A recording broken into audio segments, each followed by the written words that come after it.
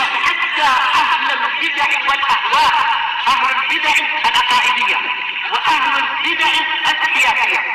أنا أقول بيننا وبينكم السلف، بيننا وبينكم الكتب، كان فيقول البدع بيننا وبينكم. بسم الله الرحمن الرحيم. الحمد لله الذي أرسل رسوله بالهدى ودين الحق ليظهره على الدين كله وكفى بالله شهيدا. أشهد أن لا إله إلا الله وحده لا شريك له إقرارا به وتوحيدا، وأشهد أن محمدا عبده ورسوله صلى الله عليه وعلى آله وسلم تسليما مزيدا لا نبي بعده. Ikhwani fid din, azzani wa azakumullah wa barakallahu fikum. Sebelum kita melanjutkan bacaan terhadap kitab 300 hadis sahih muttafaqun alaih yang diringkas diambilkan dari kitab Riyadhus Shalihin karya Syekh Abdullah Al-Riyani waffaqahullah. Seperti biasanya hadis yang kemarin kita ambil disetorkan terlebih dahulu. Ada dua hadis yang berisikan tentang keutamaan orang tua yang dua anaknya atau tiga anaknya meninggal duluan, maka nanti di akhirat akan mendapatkan keutamaan yang besar. Di antaranya adalah terhijabi dari siksaan api neraka. Kemudian kemarin ada pertanyaan, setelah Anda mengecek kembali dan kemudian Anda membahas kembali, bagaimana kalau cuma satu anak? Ternyata ada hadis yang lain, hadisnya sahih, tapi lafadznya bukan lafadz yang sama, hanya saja lafadz yang umum, yaitu perkataan Nabi kita Muhammad sallallahu alaihi wa ala alihi wasallam, man mata lahu safiyyuhu minad dunya fasabara wahtasaba awwadahu Allah bihil jannah. Artinya barang siapa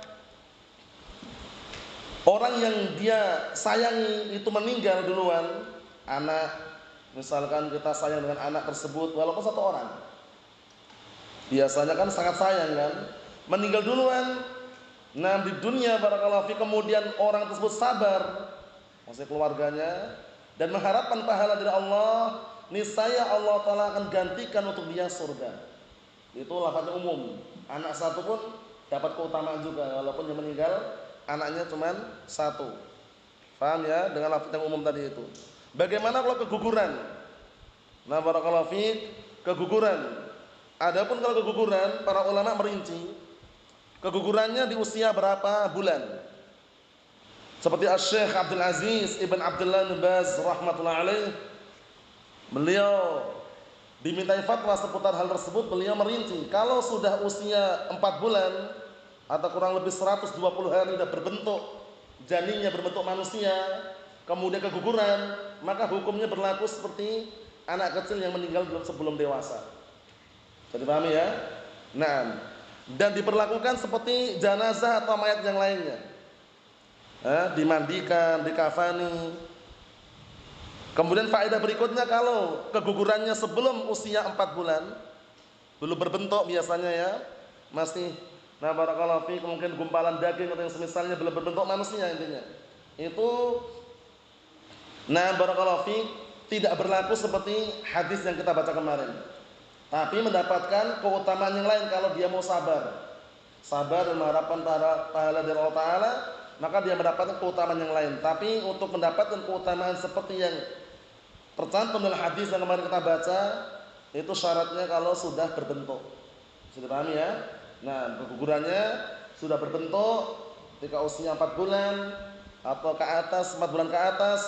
Nah, itu kalau keguguran, barakallahu fiik, mati, maka keutamanya seperti anak kecil yang meninggal sebelum dewasa. Bisa dipahami ya?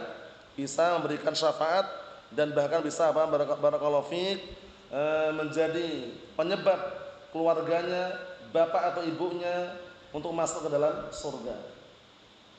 Kemarin sudah kami sebutkan juga, itu walaupun lafadznya adalah wanita, tapi ternyata laki-laki pun juga masuk di situ. Karena dengan lafadz yang pertama umum, la yamutu li ahadin minal muslimin, ini umum. Laki-laki perempuan dapat keutamaan, bapak ataupun ibu dapat keutamaan. Bisa dipahami ya? Nah, tidak hanya ibu saja. Nah, itu kesimpulan yang kemarin kita bahas, bahwasanya kalaupun seandainya anak yang meninggal dunia itu lebih duluan satu anak saja atau satu orang saja, masih mendapatkan keutamaan dengan dalil yang lain, yaitu jaminannya surga kalau orang tuanya sabar dan mengharapkan pahala dari Allah Subhanahu wa taala. Seperti itu. Jadi yang hafal dua-duanya distorkan seperti biasanya serentak, yang hafal cuma satu nanti setelahnya barakallahu fiik, tafadhalu.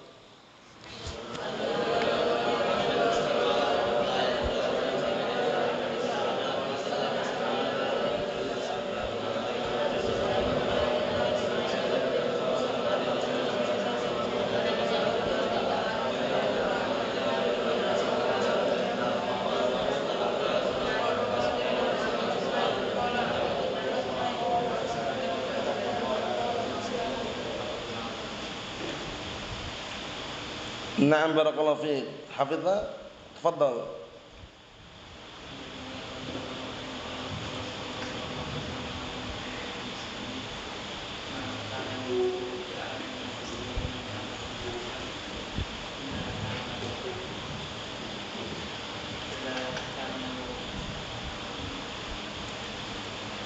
Awa illa kanu laha hijaban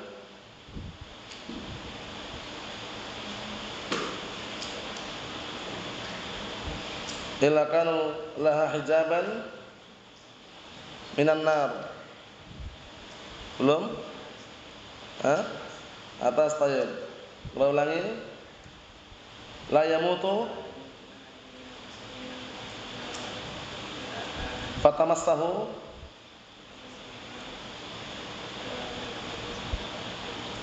Na'am barakallahu fiik. Anakumullah. Diulang-ulang itu ada dua hadis, itu pilih yang mudah yang mana. Diulang-ulang. Jangan pura-pura ke belakang kamar mandi kemudian enggak setor hadis, jangan ya. Kondisikan. Yang hafal setorkan. Nah barakallahu fiik, tapi kalau yang tidak hafal enggak masalah, duduk aja enggak masalah. Ya, dikondisikan. Kita lanjutkan berikutnya barakallahu fiik. Qala al-mu'allif astagfirullah, bab istihbabis safar yaumal khamis. Masyaallah. Ini termasuk pelajaran yang penting biar tahu kapan hari-hari yang Rasulullah sukai untuk safar atau pergi jarak jauh. Bab dianjurkannya, disunahkannya safar di hari Kamis. Bukan harusnya, mustahab hukumnya. Namanya mustahab itu mandub, sunnah. Nah, kalaupun antum safar hari Senin pun enggak ada larangan. Paham ya? Cuman termasuk hari yang dianjurkan, nah barakallahu fiik, hari yang sunnahkan untuk safar hari Kamis. Kita lihat hadisnya, diperhatikan baik-baik. An Ka'ab bin Malik radhiyallahu anhu, anna Nabiyya sallallahu alaihi wa ala alihi wasallam kharaja fi ghazwati Tabuk yaumal Khamis wa kana yuhibbu an yakhruja yaumal Khamis, muttafaqun alaih. Ana artikan, simak baik-baik. Dari hadisnya Ka'ab bin Malik radhiyallahu anhu, bahwasanya Rasulullah sallallahu alaihi wa ala alihi wasallam beliau dahulu ketika keluar perang Tabuk itu hari Kamis. Perhatikan. Beliau dahulu ketika perang Tabuk itu pada hari Kamis. Wa kana yuhibbu an yakhruja yaumal Khamis. Yang mana dahulu beliau alaihi wassalam sangat suka, suka, senang untuk keluar bepergian safar di hari Kamis. Ngartikannya gitu. Jadi beliau senang, nah barakallahu fiik, untuk safar atau bepergian jauh di hari Kamis. Nah, hadisnya muttafaqun alaih ya. Kita ambil sedikit kisah Ka'ab bin Malik. Beliau dikenal dengan salah satu sahabat yang tidak ikut perang Tabuk. Paham ya? dikenal dengan as-salasah alladzina khalafu an ghazwat Tabuk. 3 orang yang tidak ikut perang Tabuk. Padahal alasannya ternyata setelah ditelusuri oleh Rasulullah alaihi wasallam alasan yang tidak syar'i sehingga dihajar. Dalam artian sebagai pelajaran, kurang lebihnya 50 hari kan. Barakallahu fiik. Siapa saja selain Ka'ab bin Malik, selain Ka'ab bin Malik radhiyallahu anhu, Ka'ab bin Malik satu. Yang kedua Murarah bin Rabi' al-Umari. Pertama Ka'ab bin Malik satu, yang kedua Murarah bin Rabi' al-Umari. Yang ketiga Hilal bin Umayyah al-Waqifi. Ana ulangi, as-salasah alladzina khalafu an ghazwat Tabuk. 3 orang yang tidak ikut perang Tabuk akhirnya didiamkan oleh Rasulullah alaihi wasallam sampai mereka bertobat dan Allah Taala menerima taubat mereka. Pertama Ka'ab bin Malik. Kedua siapa? Murarah ibn Rabi' al-Umari. Ketiga Hilal bin Umayyah al-Waqifi. Hilal bin Umayyah al-Waqifi. Naam. 3 orang tersebut tidak ikut perang Tabuk. Ka'ab bin Malik, Murarah ibn Rabi' al-Umari, Hilal bin Umayyah al-Waqifi. Naam. Kisahnya antum bisa lihat beserta tafsirannya dalam surat At-Taubah ayat 118. Paham ya? Yaitu 3 orang yang mereka tidak ikut perang barakallahu fiik Tabuk. Akhirnya Rasulullah SAW menghardik mereka, mendiamkan mereka, tidak mengajak bicara mereka. Barakallahu sampai mereka bertaubat kepada Allah Taala dan Allah Taala menerima taubat mereka. Itu kisah secara ringkas seputar Ka'ab bin Malik radhiyallahu anhu, sahabat yang mulia. Naam. Ikhwani fid din, azza wa jazakumullah, syahidnya dari hadis ini adalah dianjurkannya, disunahkannya safar barakallahu fiik di hari Kamis. Kemudian termasuk pengecualian juga diperbolehkan seorang mengangkat amir, pemimpin, perhatikan, mengangkat amir, pemimpin di waktu safar. Selain itu tidak ada lagi. Selain amir yang inti memimpin suatu negara atau memimpin suatu barakallahu fiik kekuasaan. Adapun berbaiat dengan amir di bawah kepemimpinan yang dia memimpin suatu negara, itu hukumnya dilarang dalam syariat, kecuali amir safar. Kecuali apa? Amirus safar. Jadi kalau antum safar atau 3 orang, 2 orang, angkat satu sebagai amirnya. Antum baiat setia dalam perbaikan. Dia singgah, antum singgah. Dia barakallahu fi istirahat, antum juga istirahat. Dia misalkan mengajak untuk salat, antum ikut salat.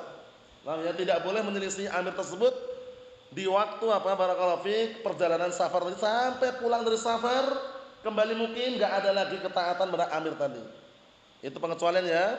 Selain itu kelompok-kelompok sesat, baik itu kelompok LDII atau kelompok-kelompok yang lain yang ada baiat terhadap amirnya, pemimpinnya, barakallahu fiik, padahal mereka semuanya rakyat sipil, itu enggak ada dalilnya. Paham ya? Barakallahu fiik, berbahaya. Tapi yang disyariatkan adalah bolehnya berbaiat setia kepada amirus safar di antaranya. Itu pun sebatas ketika safar saja. Paham ya? Adapun setelah safar selesai kembali mukim, enggak ada lagi amir situ. Naam. Ikhwani fid din, azza wa jazakumullah, barakallahu fikum. Kita ambil satu lagi. Hadisnya pendek. Disimak baik-baik halaman 60 itu.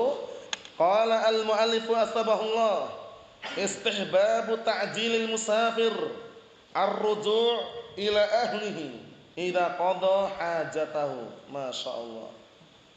Disunnahkannya orang yang musafir agar segera pulang kepada keluarganya apabila telah selesai urusannya atau keperluannya. Kenapa kok demikian? Sudah kami lewati atau kita lewati pembahasannya. Karena orang musafir itu seringnya capek, letih, pening kepalanya, pusing kepalanya, banyak pikirannya. Nah, begitu selesai urusannya segera pulang. Segera pulang, nggak perlu ditunda-tunda lagi. Karena nanti kita lewati hadisnya yang sering antum dengar itu as-safaru qit'atun minal adab. Safar itu adalah bagian atau potongan daripada azab. Antum tidur ketika safar, kelihatannya nyenyak, santai, tenang, tapi biasanya bangun badan masih pegel-pegel. Ya enggak? Kemudian kadang antum terhalang-halangi mau makan tepat berwaktunya, tertunda. Ya enggak? Minum pun tertunda juga kadang. Tidur pun tertunda. Banyak di situ penuh dengan apa? Sesuatu yang meletihkan. Yang orang itu capek, letih, pening kepalanya. Bisa dipahami ya? Nah, sehingga kalau sudah selesai urusan segera pulang. Kita lihat hadisnya. Istimak baik-baik. An Abi Hurairah radhiyallahu anhu, 'anil Nabi sallallahu alaihi wa ala alihi wasallam qala, as-safaru qit'atun minal 'adzab, yamna'u ahadakum ta'amahu wa syarabahu wa naumahu, fa idza qada nahmatahu falyu'ajjil ila ahlihi. Disimak hadisnya. Falyu'ajjil ila ahlihi, muttafaqun alaih. Nahmatahu ay maqsudahu. Ana artikan dari hadisnya Abi Hurairah radhiyallahu anhu dari Rasulullah sallallahu alaihi wa ala alihi wasallam, beliau berkata, safar itu adalah qit'atun, potongan atau bagian, artinya itu juz'an. Safar itu adalah potongan atau bagian daripada azab. Yamna'u ahadakum, yang menghalang-halangi salah seorang di antara kalian makannya, wa syarabahu, minumnya, wa naumahu, dan tidurnya. Ya enggak? Kalau orang biasanya safar itu kan walaupun tidurnya nyenyak, tapi kan lain rasanya, ya enggak? Daripada ketika dia tidur di rumahnya. Walaupun dia makan dan minum serba bayar biasanya orang kalau musafir, apalagi enggak bawa bekal. Nah, kemudian belum juga, nah kadang apa, terlambat makannya, terlambat minumnya, terlambat tidurnya, serba letih, serba capek, ya enggak, serba pegel, badannya atau nah barakallahu fiik, nah kekuatannya pun melemah ketika orang itu sedang safar, biasanya seperti itu. Kata beliau, fa idza qada nahmatahu, maka apabila telah selesai urusannya, tujuannya, keinginannya, nahmatah, atau lihat bawahnya itu, nahmatahu maksudahu. Apa maksudahu berarti? Apabila telah selesai yang diinginkan atau urusannya atau keperluannya, ngartikan gitu. Paham ya? Apabila telah selesai keperluannya, selesai urusannya, falyu'ajjil ila ahli, maka hendaknya dia segera, yu'ajjil segera, maka hendaknya dia segera kembali kepada keluarganya, pulang lagi gitu loh, jangan ditunda-tunda. Selesai urusannya, udah clear dagangannya, bisnisnya udah selesai, urusannya selesai, langsung pulang ketemu keluarganya, seperti itu. Paham ya? Ini menunjukkan bahwasannya, nah barakallahu fiik, orang walaupun sejauh manapun dia safar meninggalkan keluarganya, jangan sampai lupa dengan keluarganya. Kenapa? Keluarga mungkin menanti, mendoakan, khawatir, cemas, jangan-jangan kenapa tidak chattingan, tidak SMS-an, ataukah karena HP-nya hilang atau bagaimana? Mereka mengkhawatirkan keluarga tadi. Itu zaman sekarang ya. Zaman dahulu juga sama. Kalau salah satu keluarganya safar, mereka pun juga mendoakan. Dan kecemasan pasti ada kalau mungkin terlambat dari safarnya, seharusnya 4 hari sudah pulang, ini 10 hari belum pulang, kan itu.